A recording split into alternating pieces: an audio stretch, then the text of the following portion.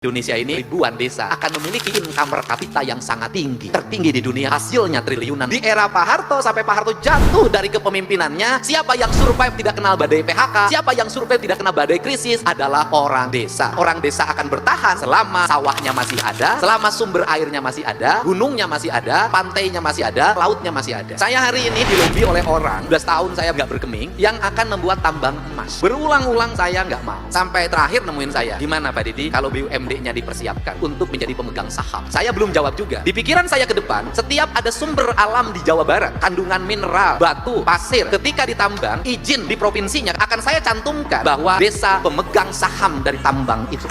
Sehingga dia masuk dalam manajemen. Hasil dari tambang itu nanti harus masuk dari kas desa. Tetapi di kas desanya akan diplet oleh gubernur untuk apa? Recovery lingkungan, pembangunan rumah rakyat miskin, beasiswa bagi anak-anak sekolah di desa itu, pembangunan infrastruktur, perlindungan sumber mata air. Kenapa? Karena ruang koruptif itu dibuka. Di mana ruang koruptif dibuka? Karena aturannya tidak ada, maka ketika ada izin, orang lebih cenderung memberikan pada orang yang jadi pejabat dibanding memberikan saham untuk anggaran daerahnya. Terbuka untuk mempercepat pertumbuhan dan kemakmuran desa. Kebayang, Pak? Kalau desa merupakan pemegang saham dari otorisasi tambang mineral, maka di Indonesia ini sudah ribuan desa akan memiliki income per kapita yang sangat tinggi, bahkan bisa jadi tertinggi di dunia. Kenapa? Hasilnya triliunan dari situ, tapi daerah yang dimana menghasilkan tetap miskin, bahkan mendapat residu. Apa itu? Ketika tambangnya hilang, mereka jatuh menjadi masyarakat miskin, tidak punya sumber air, jalannya penuh debu, kemudian sawahnya rusak, gunungnya rusak, mereka akhirnya menjadi menderita karena pertambangan. Ini konsep, mari kita bicarakan nanti dengan Asosiasi Kepala Desa, Bamusdes, kemudian untuk bersama-sama mengawal. Kenapa? Desa harus dijaga dari degradasi, runtuhnya kebudayaan desa, runtuhnya sumber alam desa. Perlu jaga desa. Kalau saya gubernur, jaga bunga desa. Karena gubernurnya duda. Kita akan mulai di Jawa Barat perubahan ini. Hari ini di desa mulai hilang tradisi kepekaan. Sampah bertebaran, tidak ada yang mungut. Rumput tinggi di pinggir jalan, tidak ada yang babat. Orang lebih sibuk berdebat dibanding bekerja. Rumput di jalan, gubernur yang motong. Sampah bertebaran, gubernur yang mungut. Berulang-ulang saya panggil kepala desanya, tidak pernah ada perubahan. Kenapa? Karena pejabat desa hari ini banyak yang terlalu sibuk mikirin SPJ, dana desa, dibanding merawat dan menjaga desa. Ini harus dirubah. Di era Orde Baru, dana subsidi desa 1 juta, kadang turun ke desanya cuma 100.000. Sama camat sudah dipotong pakai kaos untuk kampanye. Karena saya hidup di situ, tahu ya. Zaman itu kepala desa tidak punya dana desa, tapi bisa bangun jalan, bisa punya tanah bengkok, bisa bangun kantor desa, bahkan istrinya ada yang 4 tapi rukun. Di zaman itu banyak kepala desa yang buta huruf, tidak bisa baca, tidak bisa nulis, yang kerja sekretaris desanya. Kepala desanya tidak ngerti baca tulis, tapi berhasil memimpin desa. Hari ini